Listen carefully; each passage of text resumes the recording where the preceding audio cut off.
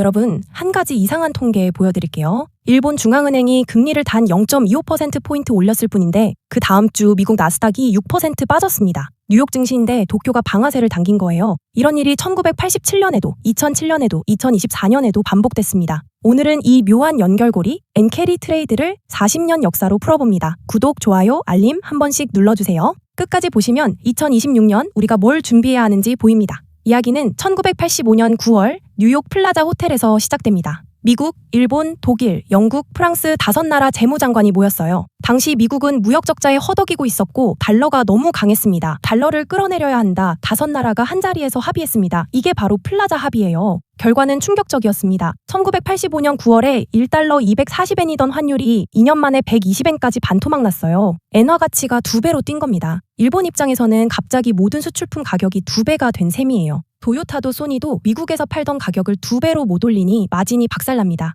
그래서 일본 정부가 뭘 했냐? 금리를 내리고 또 내렸습니다. 수출이 죽으니 내수라도 살리자. 돈을 무한대로 풀었어요. 이 돈이 어디로 갔을까요? 부동산과 주식으로 흘러들어갑니다. 도쿄 항공 한 평 가격이 캘리포니아주 전체보다 비싸다는 농담이 돌던 시절이에요. 우리는 이걸 일본 자산 버블이라고 부르죠. 그런데 영원한 파티는 없습니다. 1989년 12월 29일 니케이 지수가 38,915포인트로 사상 최고점을 찍었어요. 그리고 그 다음 거래일부터 일본의 잃어버린 30년이 시작됩니다. 여러분, 이게 얼마나 끔찍한 통계인지 아세요? 니케이가 1989년 고점을 다시 회복한 게 무려 2024년 2월이었습니다. 35년이 걸린 거예요. 한 세대가 통째로 날아간 겁니다. 이때부터 일본은행은 금리를 거의 제로까지 내렸습니다. 그리고 25년 넘게 그 자리에 못 박혀 있었어요. 바로 이 0% 금리가 30년 뒤 전 세계 자산시장의 핵심 연료가 됩니다. 이걸 우리는 엔캐리 트레이드라고 부르게 되죠. 시청자 여러분께 질문 하나 드릴게요. 세상에서 가장 싼 돈을 빌려서 가장 비싼 자산에 투자하면 어떻게 될까요? 당연히 떼돈을 벌겠죠. 단, 환율이 가만히 있어준다면요. 2013년 아베 신조 총리와 구로다 일본은행 총재가 등장합니다. 이른바 아베노믹스 무제한 양적 완화의 시작이에요. 일본은행이 국채를 무한대로 사들이면서 엔화 가치를 의도적으로 끌어내립니다. 2012년 78엔이던 달러엔 환율이 2015년에 125엔까지 오릅니다. 그리고 바로 이 순간 잠들어 있던 엔캐리 트레이드가 깨어납니다. 구조는 이래요. 글로벌 헤지펀드가 일본은행에서 0.1% 금리로 엔화를 빌립니다. 그 엔화를 달러로 바꿔서 미국 국채에 투자하면 4% 이자가 붙어요. 가만히 앉아서 3.9% 금리 차를 먹는 겁니다.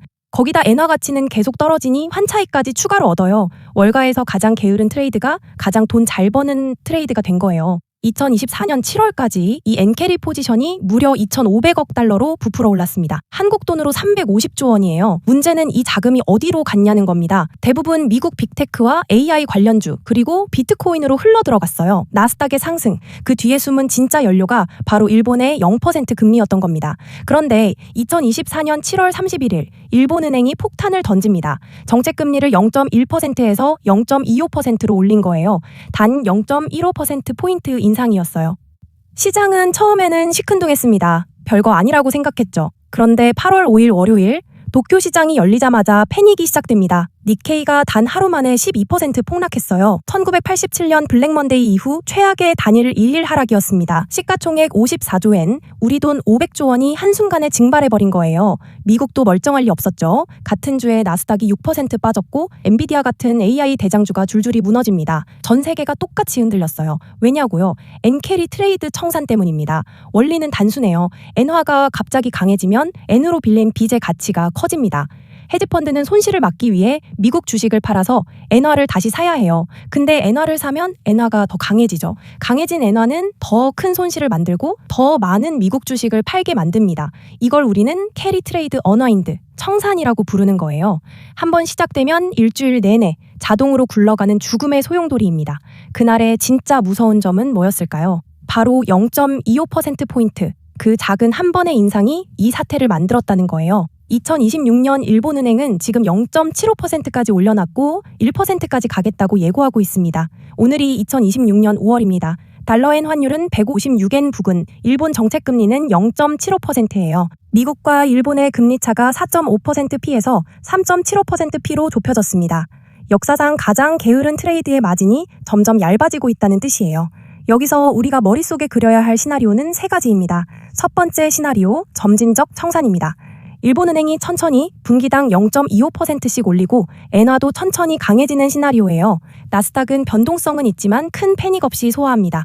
가장 평화로운 그림이지만 솔직히 가장 가능성 낮습니다. 시장은 보통 천천히 죽지 않거든요. 두 번째 시나리오 충격 청산입니다. 2024년 8월에 재방송이에요. 일본은행이 시장 예상보다 빨리 1%로 점프하면 단 일주일 안에 달러엔이 145엔까지 급락합니다. 그러면 나스닥은 10% 가까운 조정을 맞을 가능성이 높아요. 가장 먼저 무너지는 건 항상 같습니다. PER 100배 넘는 AI 성장주, 적자, 세이스, 밈주식. 이번에도 똑같을 거예요. 세 번째 시나리오, 미니 인터벤션입니다. 미국 트럼프 행정부가 엔 약세를 불공정 무역으로 규정하고 일본에 강제로 엔 강세를 요구하는 시나리오예요. 2025년부터 이미 거론된 현대판 플라자 합의입니다. 이게 현실화되면 엔이 한 달 안에 130엔대로 갈 수 있어요. 그러면 미국 빅테크는 잠깐 정체기에 들어갈 가능성이 큽니다. 자, 그럼 이제 정리합니다. 우리는 2026년에 뭘 해야 할까요? 핵심은 세 가지예요. 첫째, 글로벌 유동성 3대 축인 연준, ECB, 일본은행 중에서 마지막 BOJ 전환은 가장 늦게 옵니다. 그래서 가장 폭력적이에요. 둘째, N강세 국면에서는 고 PER, 고 PSR, 적자 성장주가 가장 먼저 무너집니다. 셋째, 반대로 N강세 수혜주가 분명히 존재해요. 수혜주 카테고리 세 가지 알려드릴게요. 하나, 일본 은행주입니다. 미쓰비시 UFJ 같은 메가뱅크는 금리가 오를수록 예대 마진이 커져요. 미국 ADR로 MUFG 티커로 거래 가능합니다. 둘, 일본 내수 소매와 소형주예요. N이 강해지면 수입 원가가 떨어져서 내수 기업이 좋아집니다. 셋, 가장 간단한 방법은 EWJ ETF예요. 아이셔어즈 MSCI 일본 ETF인데 지난 1년간 S&P 500을 12%포인트 앞섰습니다. 물론 이건 추천이 아니라 정보 전달입니다. 본인 자금 사정과 위험 감내 수준에 맞게 판단하세요.